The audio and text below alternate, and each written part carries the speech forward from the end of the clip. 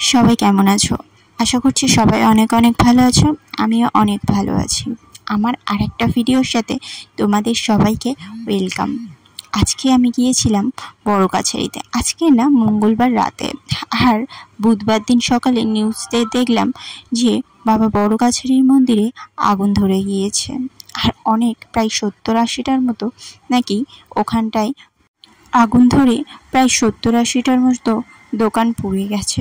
নিউজটা শুনে সত্যি খুব খারাপ লাগলো, কারণ সবে ঘুরে এলাম আর সেখানটায় আর ওই দিনে আবার আগুন লাগলো। ওই দিনটাই ছিল খারাপ।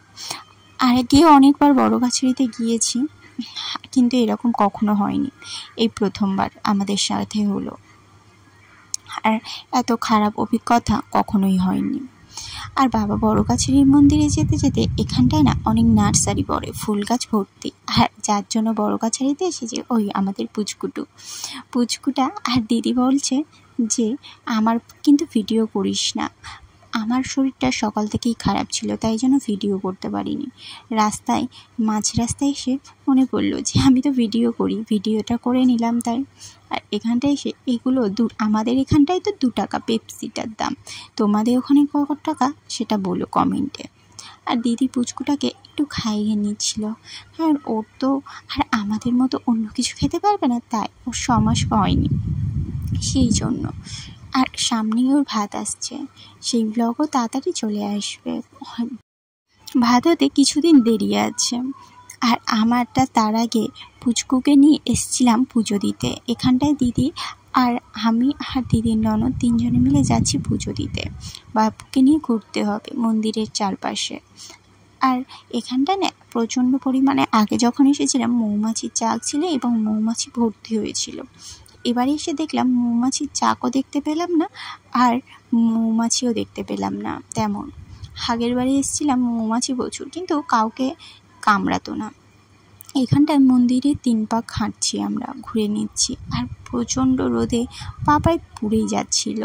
আর এখানটায় দেখছিলাম অনেকে দণ্ডি কাটছে। আচ্ছা, দণ্ডি বলে কি না, ওটাকে গন্ডি বলে, ঠিক আমার জানা নেই। তোমরা কে কি বলো জানিও।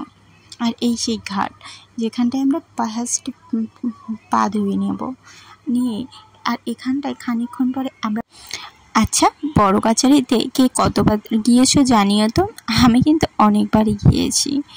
আমার বেশিরভাগ আমাদের এখানটায় বড় কাছারি বাচ্চাটা হলে পুজো দিতে যায় না। অনেকের মানসিক থাকে, অনেকে এমনি যায়। আমার দিদিরা কিন্তু এমনি এসেছিল পুজো দিতে, বাচ্চা দিয়ে নিচ্ছিলাম। জলটা না খুব ঠান্ডা। আর এখানটা পুচকুকে একটু টিপ দিয়ে দিচ্ছিল, কিন্তু টিপটা যেহেতু ব্যাঁকা পড়েছে সেই জন্য আবার সোজা করে নিচ্ছিল। আমাদের পুচকু যেন একটুও কান্না করে না, সারাদিন খালি হাসি আর হাসি। আমরা বেশি কেউ যাইনি মন্দিরে, ওখানে খুব অল্পজনই গিয়েছিলাম। আর ওখানটায় গিয়ে পুজোটা দিয়ে নিয়েছিলাম। বাড়ি থেকে সকাল সকালই বেরিয়েছিলাম, বেশি দেরি করিনি, তাড়াতাড়ি বেরিয়েছিলাম এবং তাড়াতাড়ি বেরিয়ে এসেছিলাম। আর এখান থেকে পুজোটা নিয়ে নিচ্ছে। আর এখানটায় না টোর সবাই। আর এটা মাথাকে ওড়না বেঁধে। পুচকুকে কেমন লাগছে তোমরাই বলো। এবার পুচকুকে নিয়ে আমরা ঘুরবো। আগের বারে ঘুরেছিলাম, সেটা আর হয়নি। বললো যে হাত পা ধুয়ে পরিষ্কার হবে এসে। আমরা এমনি বাড়ি থেকে সবাই স্নানই করে গিয়েছিলাম, তবুও আমরা ওখানটা কিন্তু পুচকুকে স্নান করাইনি, কারণ ওর মানসিক ছিল না। এমনি জাস্ট পুজো দেওয়ার জন্যই গিয়েছিলাম।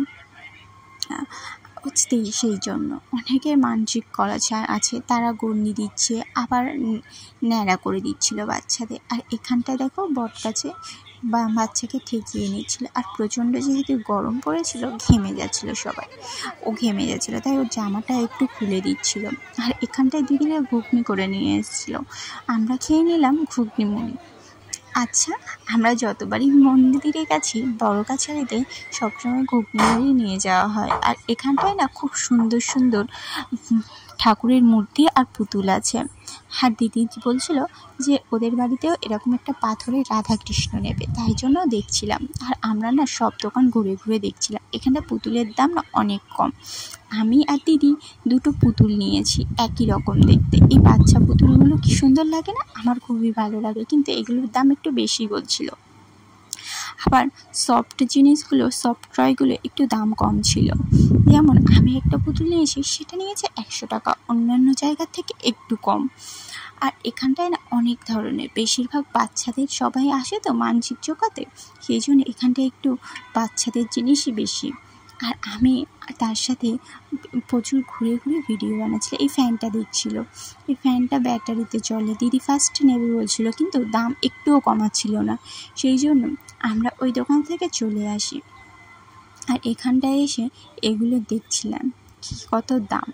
আমার না সব দোকানে গিয়ে ঘুরে ঘুরে কোনটার কি দাম বা কোনটা কম সেটাই আমি দেখে নিই সবসময়। আর দিদিরা আমার সাথে গিয়েছিল, তারাও দেখছিল। এই দুটো পুতুল নেওয়া হয়ে গেছে। আর এখান থেকে আমরা একটু ঘোরাঘুরি করে বেরিয়ে যাচ্ছি, আর বেশি দেরি করলাম না। আর আমাদের যেতে যেতে তোমরা এই ফাঁদে কেউ স্ক্যামে পা দিও না। ওরা না প্রথম থেকেই আসবে আর গাড়িটা ওদের মন্দিরে দাঁড় করানোর জন্যই সবাই বলবে, কিন্তু আমরা অনেকটা ভেতরে এসেছিলাম। ভেতরের মন্দির থেকে কিছুটা দূরে। অনেকে আছে মন্দির থেকে অনেকটা দূরে দেবে তোমাদের গাড়ি রাখার জন্য, সেই স্ক্যামে একদমই পা দিও না। আর আমরা বাড়ি এসে রাস্তার মাঝখানে দেখতে পেলাম এই নার্সারি এসে কত রকমের গাছ। আর আমরা নিয়ে নিয়েছিলাম 3টে কাগজ ফুলের গাছ।